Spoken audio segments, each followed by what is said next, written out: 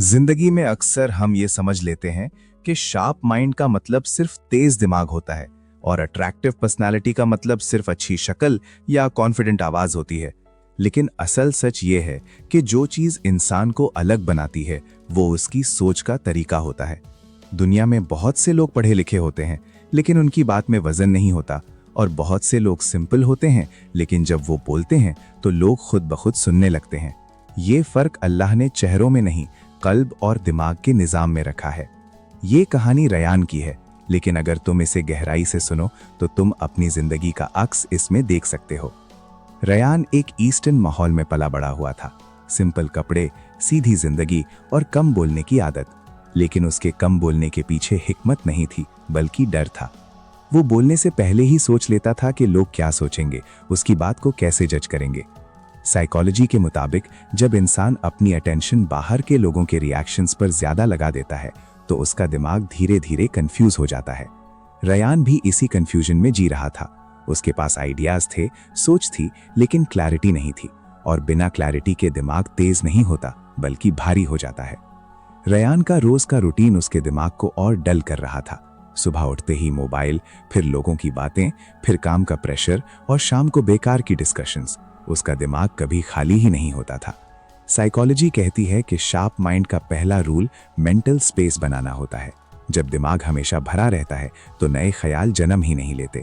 इस्लाम भी यही सिखाता है कि खामोशी और तन्हाई में इंसान अपने रब के ज्यादा करीब होता है। रयान ने यहीं से पहली तब्दीली शुरू की। उसने बोलने से पहले रुकना सीखा। ये एक छोटी सी चीज लगती है, लेकिन यही एक पावरफुल साइकोलॉजिकल ट्रिक है। जब तुम बोलने से पहले 2 सेकंड रुकते हो तो तुम्हारा दिमाग इमोशनल रिएक्शन से लॉजिकल रिस्पॉन्स की तरफ शिफ्ट हो जाता है। रयान ने महसूस किया कि जब वो कम बोलता है लोग उसकी बात को ज्यादा अहमियत देते हैं। अट्रैक्टिव पर्सनालिटी का सबसे गहरा राज यही है कि तुम अपनी एनर्जी को वेस्ट नहीं करते। नबी सल्लल्लाहु अलैहि वसल्लम भी कम बोलते थे, लेकिन जब बोलते थे तो उनके अल्फाज दिलों में उतर जाते थे। रयान ने अपनी बॉडी लैंग्वेज पर भी काम किया, लेकिन बिना किसी फेक कॉन्फिडेंस के। वो सीधा खड़ा रहना सीख रहा था, धीमी आवाज में बोलना सीख रहा था और आंखों से बात करना सीख रहा था।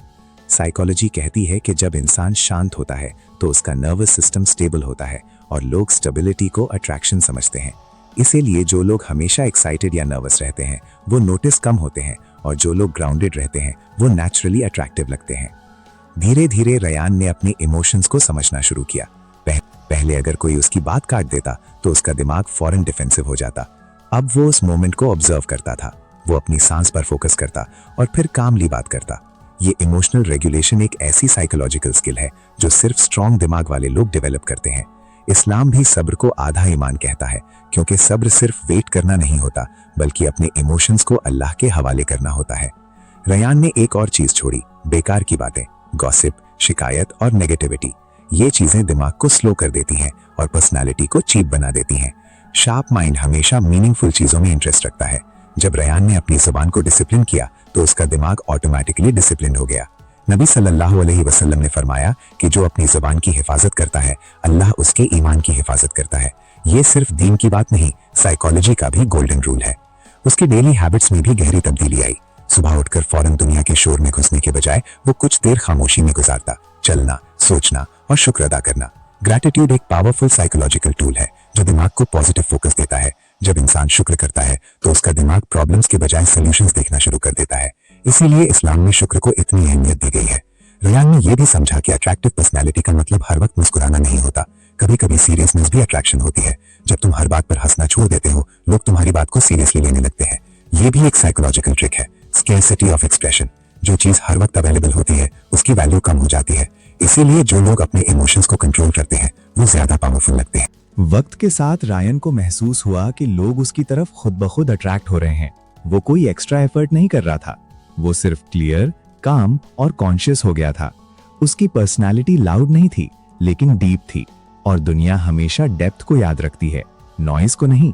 इस्लाम भी हमें यही सिखाता है कि असली खूबसूरती चेहरे की नहीं, अखलाक की होती है। आखिर में रायन इस नतीजे पर पहुंचा कि शार्प माइंड और अट्रैक्टिव पर्सनालिटी कोई शॉर्टकट से नहीं बनती। ये रोज की छोटे छोटे डिसीजंस का नतीजा होती है। तुम किस चीज पर रिएक्ट करते हो, किस चीज को इग्नोर करते हो, तुम्हारी जुबान कितनी साफ है और तुम्हारा दिल कितना शांत है। जब तुम अपने दिमाग को डिसिप्लिन और अपने दिल को अल्लाह के साथ जोड़ देते हो तो तुम्हारी पर्सनालिटी खुद ब खुद स्ट्रांग, शार्प और अट्रैक्टिव हो जाती है। और याद रखो, दुनिया उन लोगों के पीछे नहीं भागती जो अटेंशन मांगते हैं। दुनिया उन लोगों के पीछे भागती है जो अपनी जिंदगी, अपनी सोच और अपनी रूह पर काबू रखते हैं। अगर तुम अपना दिमाग तेज और अपनी पर्सनालिटी अट्रैक्टिव बनाना चाहते हो तो शुरुआत बाहर से नहीं, अंदर से करो, क्योंकि जो इंसान अंदर से स्ट्रांग होता है वही बाहर से भी चमकता है।